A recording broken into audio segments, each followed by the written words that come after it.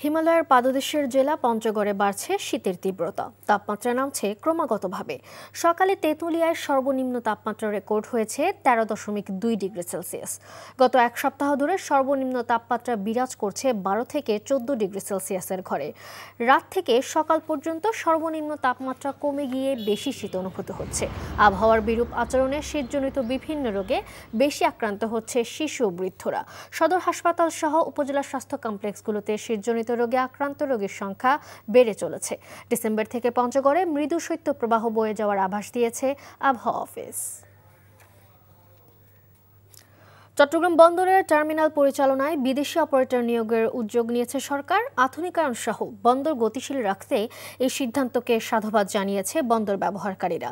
তবে এটি দেশের স্বার্থ বিরোধী অভিযোগ করে নানা প্রতিবাদ কর্মসূচি পালন করছে শ্রমিক কর্মচারী ঐক্য পরিষদ স্কপ। আর বন্দর কর্তৃপক্ষ বলছে দেশের ক্ষতি হয় এমন কোনো কাজ করা হচ্ছে না। এনামুল হকের ক্যামেরায় চট্টগ্রাম থেকে শামসুল হক হায়দারির পাঠানো রিপোর্টে বিস্তারিত। চট্টগ্রাম বন্দরের new mooring container terminal, Laldia, Pangaon ও বেই টার্মিনাল নির্মাণ ও পরিচালনার জন্য বিদেশি অপারেটর নিয়োগের উদ্যোগ সরকারের। এই সিদ্ধান্ত প্রত্যাহারের দাবিতে বন্দর অবরোধ, মশাল মিছিল সহ ধারাবাহিক আন্দোলন চালিয়ে যাচ্ছে শ্রমিক কর্মচারী ঐক্য পরিষদ স্কপ। সাধ্য নয় এটাকে ডিপি ওয়ার্ল্ডকে দেওয়া, বিদেশিদের দেওয়া, এটা আমরা প্রত্যাহার করাবই। মুনাফাও করছে, লোডিং আনলোডিং বাড়ছে, কাজে আমরা কেন এই বন্দরকে দেব তার কথাই। তবে বন্দর কর্তৃপক্ষ বলছে বিদেশি অপারেটর পরিচালনা করলেও টার্মিনালের মালিকানা থাকছে তাদের কাছেই। এই উদ্যোগে দেশের কোনো ক্ষতি হচ্ছে না বলেও সম্প্রতি সাংবাদিকদের জানান অন্তর্বর্তী সরকারের এ উপদেষ্টা। আমাদের ক্ষতি করে কখনোই বে টার্মিনাল হোক, এই টার্মিনাল দেবো না। বিশ্বে কেউ কারো ক্ষতি করে দেয় না। আমরা আশা করবো যে আমাদের টার্মস অ্যান্ড কন্ডিশনের মধ্যে ওনারা মানবেন। আমি না, আমাদের সরকার আমরা আলোচনা করি, যদি মনে করি দেশের জন্য ভালো, বাংলাদেশের জন্য ভালো, সেটাই করব। এদিকে টার্মিনাল পরিচালনায় বিদেশি সংস্থাকে স্বাগত জানিয়েছেন বন্দর ব্যবহারকারীরা। আমরা যেখানে বছরে 30 লাখ আপনার কন্টেনার হ্যান্ডেল করি, চিটং পোর্ট, সেখানে সিঙ্গাপুর পোর্ট করে 2.5 কোটি থেকে 3 কোটি টিউজ প্রতি বছর। তো এই যে থ্রুপুটের মানে উন্নতিটা বা এই যে ডাইনামিজমটা বা এই যে প্রবৃদ্ধিটা, এটা কিন্তু আসবে যখন আপনি বিদেশি অপারেটরদেরকে আনবেন, কারণ তারা অটোমেটেড অপারেশন এখানে ইন্ট্রোডিউস করবে। স্বচ্ছতা, ট্রান্সপারেন্সি, স্বচ্ছ টেন্ডারের মাধ্যমে যা হবে হবে, বাংলাদেশের জন্য, বাংলাদেশের ভবিষ্যতের জন্য যেটা ভালো হবে সেটা আমরা সাপোর্ট করব। চট্টগ্রামের লালদিয়া কন্টেইনার টার্মিনাল 30 বছরের চুক্তিতে নির্মাণ ও পরিচালনা করবে ডেনমার্কের APM terminal. NTV news desk. তৃতীয় বিশ্বের সব দেশ থেকে অভিবাসন স্থায়ীভাবে বন্ধ করার ঘোষণা দিয়েছেন মার্কিন প্রেসিডেন্ট ডোনাল্ড ট্রাম্প।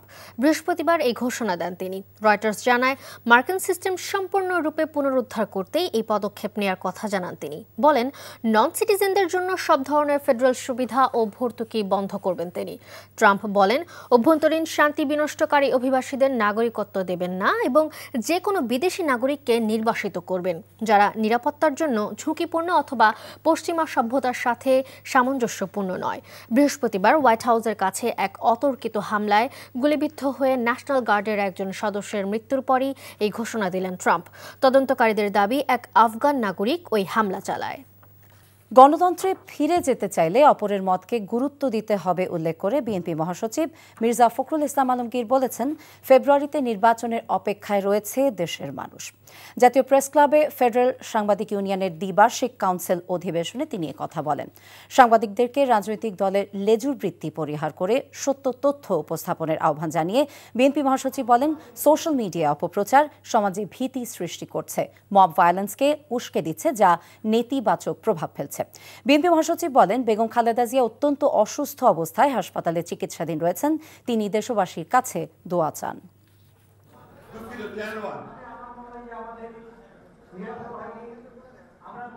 ফেব্রুয়ারি মাসে একটি নির্বাচনের মধ্য দিয়ে একটি গণতান্ত্রিক ব্যবস্থায় আমরা ফিরে যেতে সক্ষম হব। আমরা সবাই এটা চাই। যে একই সঙ্গে আমাদের মনে রাখতে হবে যে আমরা গণতন্ত্রে ফিরে যেতে চাইলে অপরের যে মত প্রকাশের স্বাধীনতা, সেটাকে আমাদের একই সঙ্গে মূল্য দিতে হবে।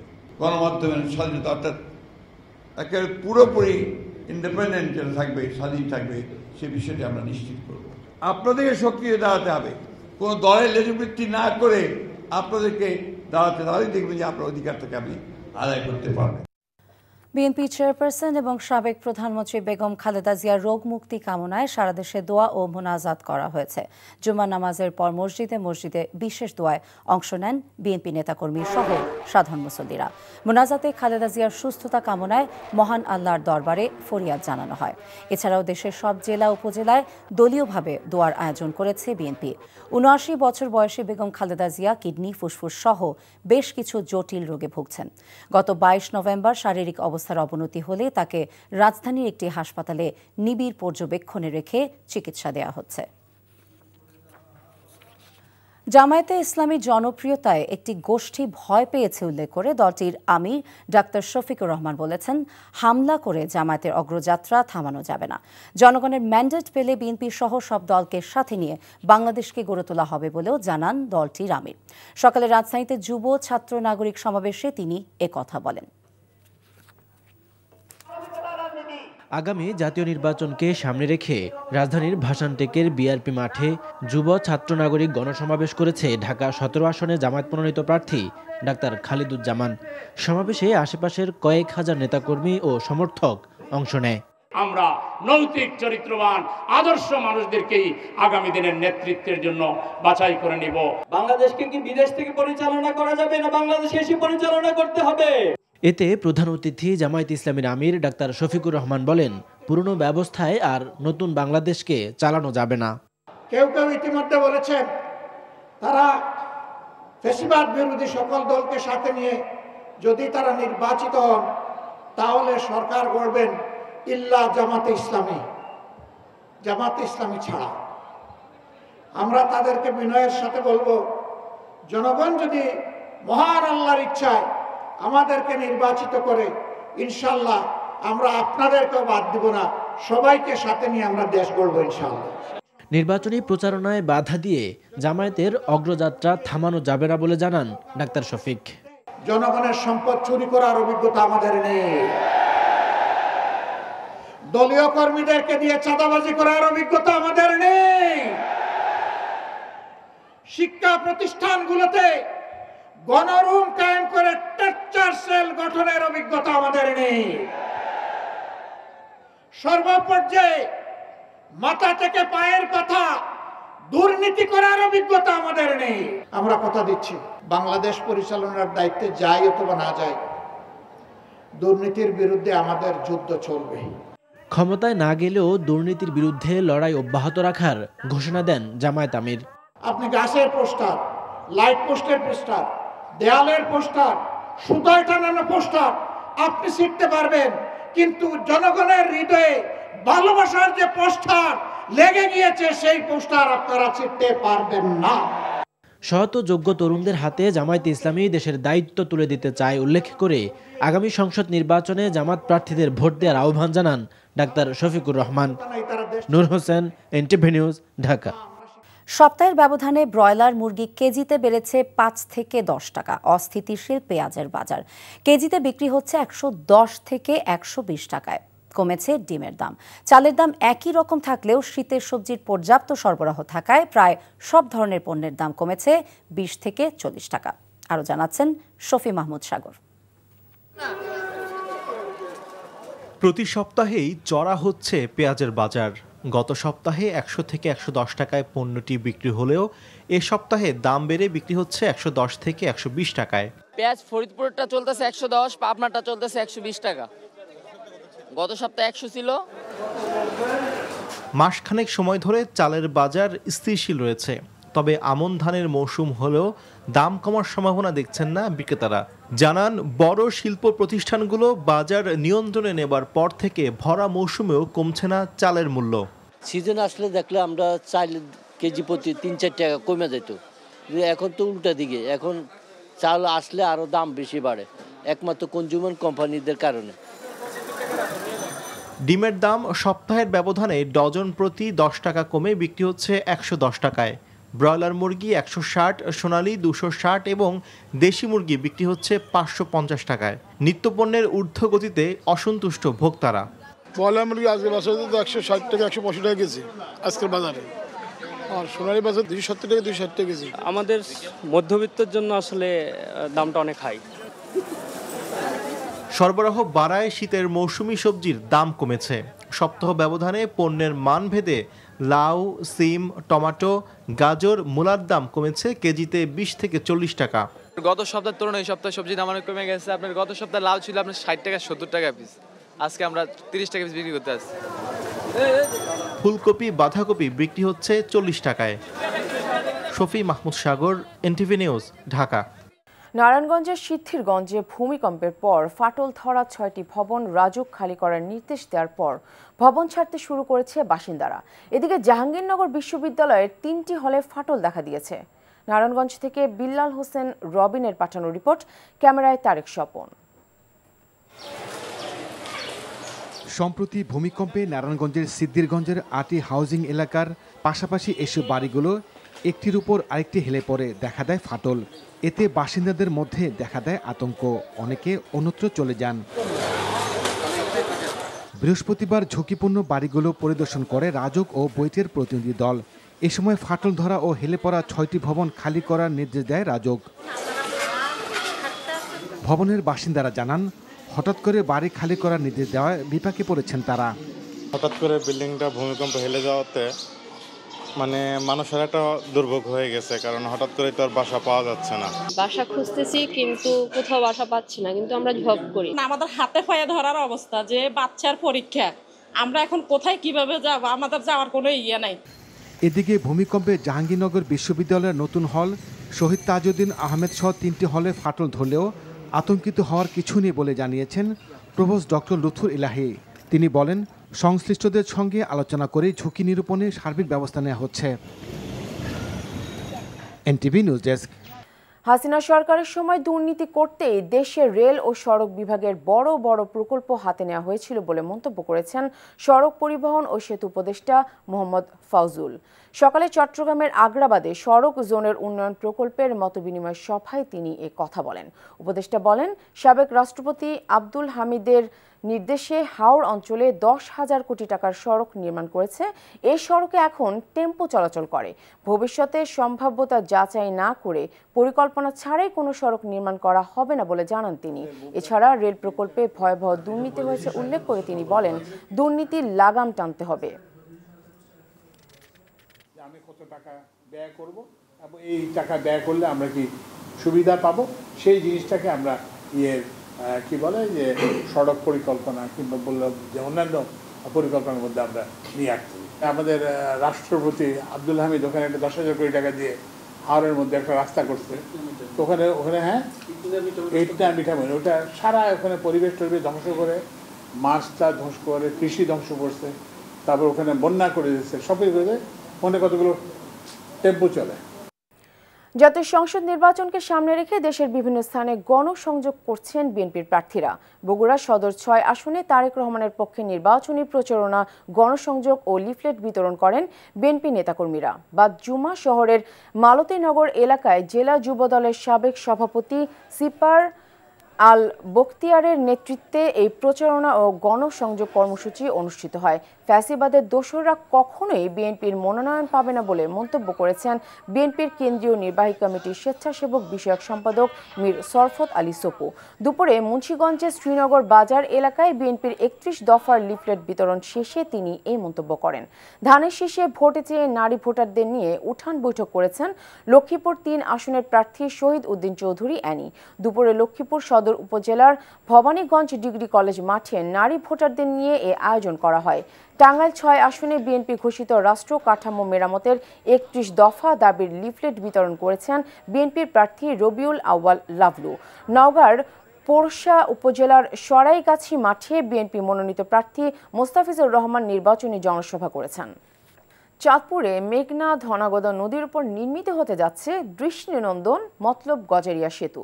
সকালে মতলব উত্তর উপজেলার 60 ইউনিয়নের কালীপুর পাম্প হাউস এলাকায় হেলিকপ্টার যোগে এসে প্রকল্পস্থল পরিদর্শন করেন কোরিয়ান প্রতিনিধি দল। উপস্থিত ছিলেন চাঁদপুর ২ আসনের বিএনপি প্রার্থী ডক্টর মোহাম্মদ জালাল উদ্দিন। সেতুটি নির্মাণ হলে চাঁদপুর, ঢাকা, চট্টগ্রামের মধ্যে যোগাযোগ ব্যবস্থার বৈপ্লবিক পরিবর্তন আসবে।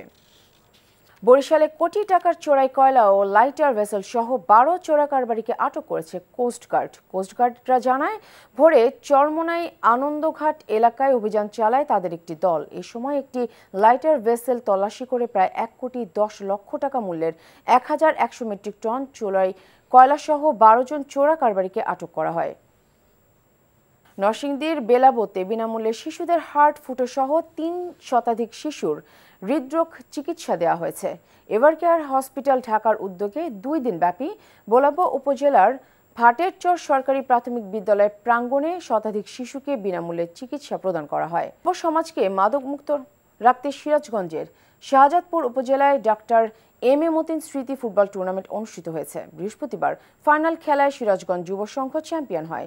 প্রধান অতিথি হিসেবে উপস্থিত ছিলেন সিরাজগঞ্জ ৬ আসনের বিএনপি মনোনীত প্রার্থী ডক্টর এম এ মোহিত। পরে বিজয়ীদের হাতে পুরস্কার তুলে দেন প্রধান অতিথি। বিএনপি চেয়ারপারসন বেগম খালেদা জিয়ার শারীরিক অবস্থা অত্যন্ত সংকটময় উল্লেখ করে বিএনপি মহাসচিব মির্জা ফখরুল ইসলাম আলমগীর তার রোগ মুক্তির জন্য দেশবাসীর কাছে দোয়া চেয়েছেন। বেগম জিয়া সুস্থ হয়ে দেশের মানুষের জন্য আবারও কাজ করতে পারবেন এমন আশাবাদের কথাও বলেন তিনি। মির্জা ফখরুল বলেন, দেশের মানুষ ফেব্রুয়ারির নির্বাচনের জন্য অপেক্ষা করছে। হাসান মাহমুদের রিপোর্ট। দেশি বিদেশি বিশেষজ্ঞ চিকিৎসকদের তত্ত্বাবধানে রাজধানীর এভারকেয়ার হাসপাতালের সিসিইউতে চিকিৎসাধীন রয়েছেন বিএনপি চেয়ারপারসন বেগম খালেদা জিয়া। বেগম জিয়ার সুস্থতা কামনায় সারা দেশে দোয়া কর্মসূচি পালন করে বিএনপি। জুমার নামাজের পর বিএনপির নয়াপল্টনের কেন্দ্রীয় কার্যালয় সংলগ্ন মসজিদে দোয়ায় অংশ নেন দলের মহাসচিব মির্জা ফখরুল ইসলাম আলমগীর সহ বিএনপি ও এর সহযোগী সংগঠনের নেতাকর্মীরা। খালেদা জিয়ার সুস্থতা কামনা করে মোনাজাত করেন মুসল্লিরা। গতকাল রাতেই ডাক্তাররা বলেছেন যে তার অবস্থা, শারীরিক অবস্থা অত্যন্ত সংকটময়। দেশনেত্রী বেগম খালেদা জিয়ার রোগ মুক্তির জন্য আমরা দোয়া চেয়েছি, তিনি যেন আবার জনগণের মাঝে ফিরে এসে তাকে দেশের মানুষের কাজ করার সুযোগ করে দেন। এছাড়াও জাতীয় মসজিদ, বাইতুল মোকাররম, কারওয়ান বাজার আম্বরশাহ মসজিদ, পুরান ঢাকার হুসনি দালান মসজিদ সহ বিভিন্ন মসজিদে খালেদা জিয়ার সুস্থতা কামনা করে দোয়া করা হয়। এর আগে জাতীয় প্রেস ক্লাবে ফেডারেল সাংবাদিক ইউনিয়ন বিএফইউজের দ্বিবার্ষিক কাউন্সিল অধিবেশনে যোগ দিয়ে মির্জা ফখরুল বলেন, সাংবাদিকদেরকে রাজনৈতিক লেজুর বৃত্তি পরিহার করতে হবে, গণতন্ত্রের স্বার্থে গুরুত্ব দিতে হবে ভিন্ন মতকে। দুর্নীতিমুক্ত দেশ গড়ার ক্ষেত্রে রাজনৈতিক দলগুলোর ঐক্য জরুরি বলে মত দেন জামায়াতের সেক্রেটারি জেনারেল। আপনারা জানেন যে এমন একটা সময় এখন, যে সময়টার জন্য গোটা জাতি অপেক্ষা করে আছে যে আগামী ফেব্রুয়ারি মাসে একটি নির্বাচনের মধ্য দিয়ে একটি গণতান্ত্রিক ব্যবস্থায় আমরা ফিরে যেতে সক্ষম হব। আমরা নিশ্চিত করব গণমাধ্যমের স্বাধীনতা, অর্থাৎ একেবারে পুরোপুরি ইন্ডিপেন্ডেন্ট যেটা থাকবে, স্বাধীন থাকবে, সে বিষয়টি আমরা নিশ্চিত করব। কোনো দলের লেজুবৃত্তি না করে আপনাদেরকে দাঁড়াতে, তাহলেই দেখবেন যে আপনার অধিকারটাকে আপনি আদায় করতে পারবেন। আমাদের এই বাংলাদেশকে আমরা একটা corruption free country, corruption free একটা ইকোনমি হিসেবে গড়তে চাই। এ ব্যাপারে তো বিএনপি, জামাত সহ কোনো দলের মধ্যে তো দ্বিমত নেই। দুর্নীতিকে আমরা প্রশ্রয় দিব না। সোশ্যাল মিডিয়ার অবাধ অপপ্রচার সমাজে ভীতি সৃষ্টি করছে বলেও মনে করেন বক্তারা। Hasan Mahmud, NTV news, Dhaka. সাবেক প্রধানমন্ত্রী ও বিএনপি চেয়ারপারসন বেগম খালেদা জিয়ার অসুস্থতার গভীর উদ্বেগ প্রকাশ করে দেশবাসীর কাছে দ্রুত সুস্থতার জন্য দোয়া চেয়েছেন অন্তর্বর্তী সরকারের প্রধান উপদেষ্টা ডক্টর মোহাম্মদ ইউনূস। আজ সন্ধ্যায় গণমাধ্যমে পাঠানো এক বিবৃতিতে প্রধান উপদেষ্টা জানান, বিএনপি চেয়ারপারসনের চিকিৎসায় যেন কোনো ঘাটতি না হয় সেজন্য সহযোগিতায় প্রস্তুত সরকার। তিনি বলেন, নিয়মিত বেগম জিয়ার চিকিৎসার খোঁজ খবর রাখছেন এবং প্রয়োজনীয় সব চিকিৎসা সহায়তা নিশ্চিত করতে সংশ্লিষ্টদের প্রতি নির্দেশ দিয়েছেন। প্রধান উপদেষ্টা আরও বলেন, গণতান্ত্রিক উত্তরণের এই সময়ে বেগম খালেদা জিয়া জাতির জন্য অনুপ্রেরণা, তার সুস্থতা দেশের জন্য অত্যন্ত গুরুত্বপূর্ণ। বেগম জিয়ার চিকিৎসায় যেন কোনো ঘাটতি না হয় সেজন্য প্রয়োজনীয় সব ধরনের সহযোগিতার আশ্বাস দেন ডক্টর ইউনূস। 2026-এর অমর একুশে বইমেলা ফেব্রুয়ারিতেই করতে চায় বাংলা একাডেমি। জাতীয় নির্বাচনের তারিখ ঘোষণার পর প্রকাশকদের সংগঠন বাপুসের সাথে বসে ফেব্রুয়ারির দ্বিতীয়ার্ধে নির্ধারিত হতে পারে বইমেলার শুরুর তারিখ। তবে বইমেলা জমে ওঠা নিয়ে কিছুটা চিন্তিত লেখক প্রকাশকরা। HM মেহেদি হাসানের রিপোর্ট। 52-21-এর চেতনায় আড়ম্বর আয়োজনে পুরো ফেব্রুয়ারি জুড়ে থাকে অমর একুশে বইমেলা। কিন্তু আসছে বছর জাতীয় নির্বাচন, নিরাপত্তা ইস্যু ও রোজার কারণ দেখিয়ে এবছর তার ডিসেম্বরে করার সিদ্ধান্ত নেয় বাংলা একাডেমি। পরে অবশ্য সে সিদ্ধান্ত থেকে সরে আসে আয়োজক প্রতিষ্ঠান, জানায় নির্বাচনের আগে হবে না বইমেলা। এতে বইমেলা আদৌ হবে কিনা তা নিয়ে লেখক, প্রকাশক ও পাঠকদের মনে তৈরি হয় শঙ্কা। এই অবস্থায় গেল 2 নভেম্বর বাংলাদেশ পুস্তক প্রকাশক ও বিক্রেতা সমিতি বাপুসের সাথে মিলে বাংলা একাডেমির সিদ্ধান্ত নেয় নির্বাচনের পরে হলেও বইমেলা হবে ফেব্রুয়ারিতেই। অবশ্য মেলার শুরুর তারিখ নির্ধারণ করা হবে নির্বাচনের তফসিল ঘোষণার পর। মেলার আয়োজন ও সফলতার ব্যাপারে আত্মবিশ্বাসী এই 2 সংগঠনই। বলছে বাস্তবতাকে মেনে নিয়েই মেলা আয়োজনের সর্বাত্মক চেষ্টা করবে তারা। মানুষ তো পরিস্থিতির সঙ্গে নিজেকে খাপ খাইয়ে নেয়, ফলে মানুষ রোজার মধ্যে কিংবা ইলেকশন পরবর্তী পরিস্থিতিতে কিভাবে মেলায় আসবে, কখন আসবে, সেই সংক্রান্ত একটা পরিকল্পনা করবেন এবং প্রকাশকরাও তাদের নিজেদের বাস্তবতা অনুযায়ী এই ধরনের একটা ব্যবস্থা করবেন। এই শঙ্কাটা বোধ করবেন না যে বইমেলা হবে কি হবে না। বইমেলা হবে, বইমেলাটার স্থায়িত্ব নিয়ে কথা হচ্ছে, সময়টা নিয়ে কথা হচ্ছে। তো নির্বাচনের তারিখ ঘোষণা না পর্যন্ত আমরা আসলে বইমেলার তারিখটা দিতে পারছি না। তবে প্রকাশকদের অনেকে বলছেন ফেব্রুয়ারির দ্বিতীয়ার্ধে বইমেলা হলে লোকসানের সম্মুখীন হবেন অধিকাংশ প্রকাশক, আর রোজার সময় পাঠক ক্রেতাদের উপস্থিতিও কম থাকবে। ফলে এমন বাস্তবতায় বইমেলার আয়োজন হবে শুধুই নিছক আনুষ্ঠানিকতা। যদি মেলা ফেব্রুয়ারিতে হয়, আমরা ফেব্রুয়ারিতে মেলা করব, আমরা তো মেলার বাইরে থাকবো না। কিন্তু এটা যে একটা বড় অনিশ্চয়তার দিকে আমাদেরকে ঠেলে দেবে না, এটা আমি বলতে পারছি না। রোজা রেখে পাঠকরা যাবেন কিনা, আবার যারা ওখানে কর্মীরা আছেন তারা ওখানে ঠিক রোজা রেখে কষ্টটা করতে পারবেন কিনা, সব মিলিয়ে আসলে শঙ্কায় আছে। মানে মেলার মতোই মেলা হবে, আমরা হয়তো অংশ করব, পাঠক আসবে কিনা জানি না, কিন্তু মেলাটা হবে।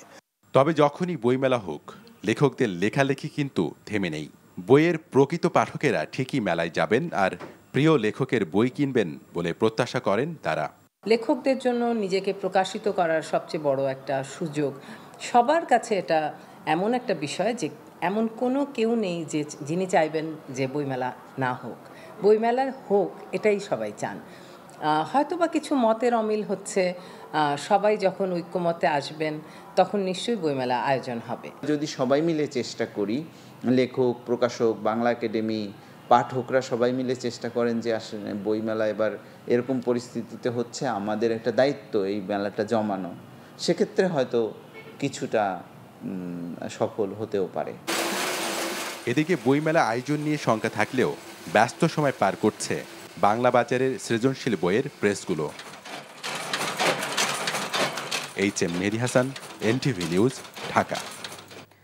পদ্মা ব্যাংকের সাবেক চেয়ারম্যান চৌধুরী নফিজ শরাফত সহ 4 জনের বিরুদ্ধে 1613 কোটি টাকার মানি লন্ডারিং আইনে মামলা দায়ের করেছে সিআইডির বিশেষ পুলিশ সুপার জসিমউদ্দিন খান স্বাক্ষরিত প্রেস বিজ্ঞপ্তিতে জানানো হয়, সামাজিক যোগাযোগ এবং বিভিন্ন গণমাধ্যমে চৌধুরী নফিজ শরাফত ও তার সহযোগীদের বিরুদ্ধে বেস্ট হোল্ডিংসের বন্ডে 500 কোটি টাকা বিনিয়োগে চাপ প্রয়োগ, বিদেশি অর্থ পাচার এবং একাধিক বাড়ি, ফ্ল্যাট ক্রয় সহ নানা দুর্নীতির অভিযোগ প্রকাশিত হয়। এসব অভিযোগ প্রকাশের পর সিআইডির financial crime unit money laundering সংক্রান্ত অনুসন্ধান শুরু করে।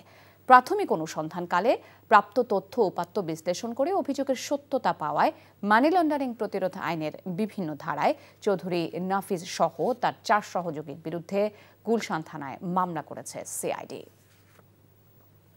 নতুন করে আবারও জামায়াতের আমির হিসেবে শপথ গ্রহণ করেছেন ডক্টর শফিকুর রহমান। সন্ধ্যায় মগবাজারের আল ফালাহ মিলনায়তনে নতুন করে নির্বাচিত আমির হিসেবে 2026-2028 মেয়াদের জন্য শপথ নিয়েছেন তিনি। এ সময় বারবার কান্নায় ভেঙে পড়েন তিনি। আমির নির্বাচনে প্রধান নির্বাচন কমিশনারের দায়িত্ব পালন করা দলের কেন্দ্রীয় নির্বাহী পরিষদ সদস্য ও সহকারী secretary general ATM Masum doctor শফিককে শপথ বাক্য পাঠ করান। গত 9 অক্টোবর থেকে 25 অক্টোবর সদস্যদের গোপন ভোট গ্রহণের মাধ্যমে 2026-2028 মেয়াদে জামায়াতের আমির নির্বাচন করা হয়। এতে 1,16,792 জন রোকন ভোট দেন। সর্বোচ্চ সংখ্যক ভোট পেয়ে নির্বাচনে টানা তৃতীয়বারের মতো আমির নির্বাচিত হন ডক্টর শফিকুর রহমান। ব্রিসবেন টেস্টেও খেলতে পারবেন প্যাট কামিন্স এবং জশ হ্যাজার্ড। অ্যাশেজে দ্বিতীয় টেস্টের জন্য 14 সদস্যের দলে এই দুই অভিজ্ঞ পেসার। পার্থ টেস্টের স্কোয়াডে কোনো পরিবর্তন আনেনি অস্ট্রেলিয়া। কামিন্স এখনও পিঠের চোট থেকে পুরোপুরি সেরে ওঠেননি, তবে অনুশীলনে ফিরেছেন তিনি। দলে জায়গা ধরে রেখেছেন অস্ট্রেলিয়ান ওপেনার ওসমান খাজা। পিঠের চোটের কারণে পার্থ টেস্টে এক ইনিংসে ব্যাটিং করেন খাজা। দ্বিতীয় ইনিংসে তার জায়গায় ওপেনিংয়ে নেমে 69 বলে শতক করে অস্ট্রেলিয়াকে জেতান ট্রাভিস হেডস।